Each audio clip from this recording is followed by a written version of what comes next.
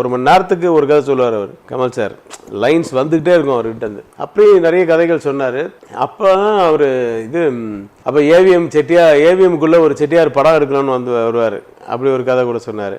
இப்படி நிறைய அன்பேசிவம் கதை சொன்னார். இப்படி நான் அப்போ கதை சொல்லிட்டு இருக்கும்போது தான் அப்படி திடீர்னு ஒரு நாள் உள்ளே வாங்க அப்படின்னாரு அவர் ஆஃபீஸ் ரூமில்.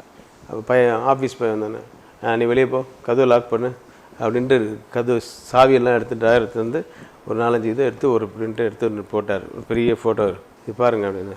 பார்த்தா ஒரு வெள்ளைக்காரன் நடந்து வர மாதிரி இருக்குது. யாரோ ஃபாரினர் நடந்து நல்லா பாருங்க அப்படின்னு. நல்லா ஊற்றி பாருங்க. ஃபாரினர் தான் சார் நடந்து வர்றாரு.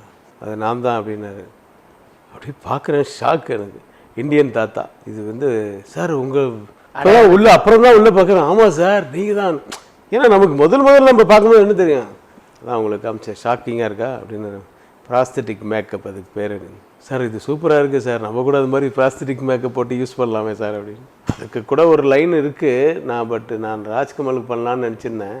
மிஸ்ஸஸ் டவுட் ஃபேர்னு ஒரு படம், அந்த பேஸ் வச்சு பண்ணலாமா அப்படின்ட்டு யோசிச்சுட்ருக்கேன். அதை நம்ம பண்ணலாம் சார். அதுதான் அவைஷன் வைக்கும். காலம்பரை 4:30 மணிக்கெல்லாம் இவர் எழுந்து சாப்பிட்டுட்டு, நான்வெஜ் என்ன சாப்பிடணுமோ எல்லாத்தையும் சாப்பிட்டுட்டு அங்கேருந்து கிளம்புனாருன்னா இப்போ 4 மணிக்கு சாப்பிடுவார். குளிச்சுட்டு 3 மணிக்கு எழுந்து குளிச்சுட்டு 4 மணிக்கு கிளம்பி அங்கேருந்து ஈசிஆரில் மேக்கப் ஆரம்பித்தாங்கன்னா அப்போ சரிக்காவும் கூட ஃபுல்லாக ஹெல்ப் பண்ணுவாங்க. முடியெல்லாம் ஒவ்வொரு முடியும் மேக்கப் ஒரு முடியாக எடுக்கணும். ஏன்னா மாமிக்கு பஞ்சகட்சம் மாதிரி தானே கட்டணும். அப்போ முழங்காலெலாம் முடியெல்லாம் எடுப்பாங்கல்ல, அப்போல்லாம் அந்த முடி போட்டு தான் எடுப்பாங்க, ரெட்டு மாதிரி போட்டு எடுப்பாங்க. அது உட்காந்து சரிக்காக பண்ணிகிட்டு இருக்கோம்.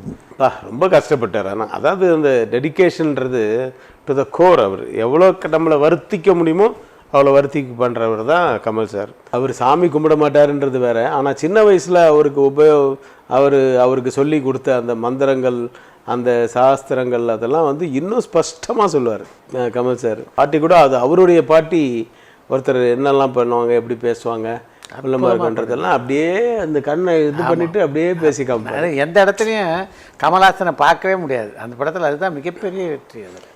அந்த பேஷன் இருக்கிறதுனால அவர் எது இருந்தாலும் அவர் இன்வால்மெண்ட் ஜாஸ்தியாக இருக்கிறதுனால ஃபுல்லாக கொடுத்துருவார் கமல் சார். அது